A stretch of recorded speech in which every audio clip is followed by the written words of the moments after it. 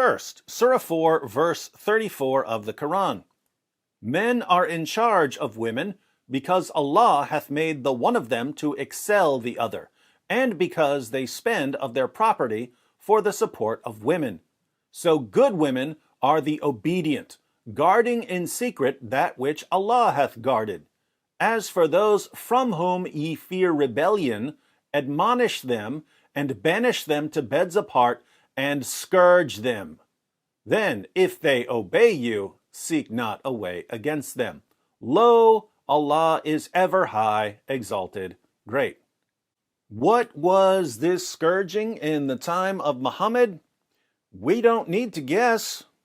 Now, I'm not sure why Muslims would challenge me on this one because I literally put the reference on the screen when I said that Muhammad allowed his followers to beat their wives until their skin turned green. What happens if we type the reference into Google?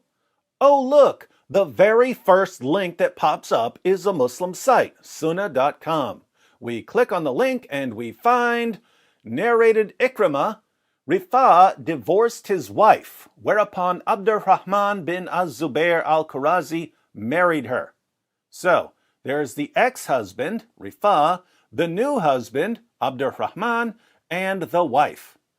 Aisha said that the lady came wearing a green veil and complained to her, the woman complained to Aisha, of her husband and showed her a green spot on her skin caused by beating.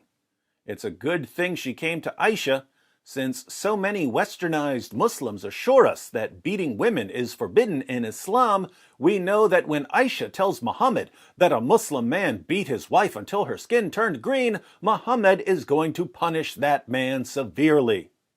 It was the habit of ladies to support each other, so when Allah's messenger came, Aisha said, I have not seen any woman suffering as much as the believing women.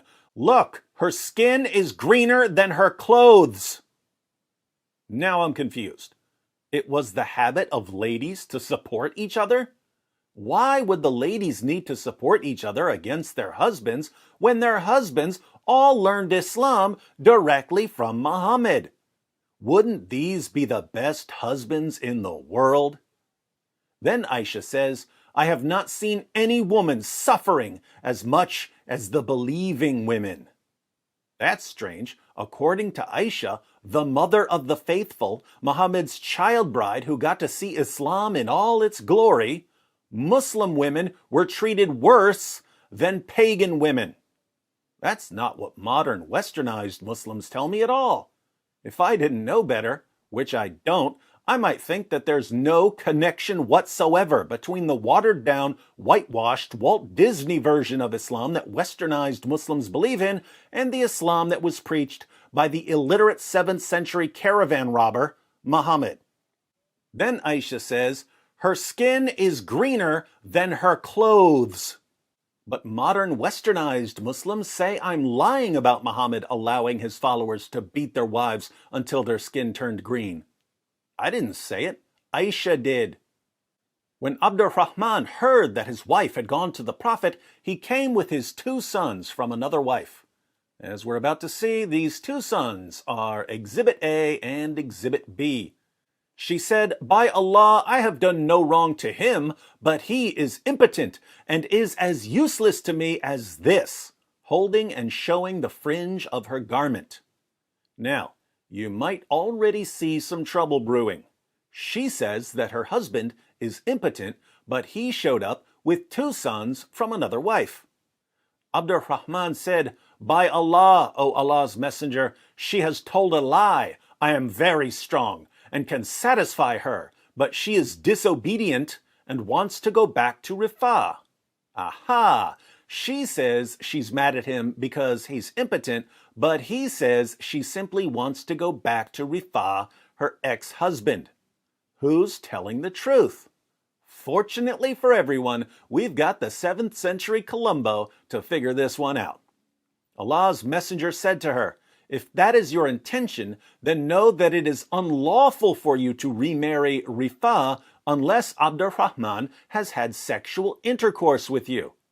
That's the first problem for the woman. According to Islamic law, if a man divorces a woman and another man marries her, she can't divorce her new husband and go back to her old husband unless the new husband has sex with her. But the woman with the green skin says that her new husband is impotent, which means that he can't have sex with her, which means that she can never go back to her old husband. So she's stuck with a man who likes to beat her. Then the Prophet saw 2 boys with Abdurrahman and asked him, "Are these your sons?" On that, Abdurrahman said, "Yes." The Prophet said, "You claim what you claim, i.e., that he is impotent, but by Allah, these boys resemble him as a crow resembles a crow." In other words, the woman is lying, so the case is closed. Notice, why is this the end of the story? Well, since she's lying about her husband, Abdurrahman, claiming that he's impotent when he isn't, and she's doing it because she wants to go back to her previous husband, this woman is clearly in rebellion against Abdurrahman, and he has every right, according to the Quran, to beat her.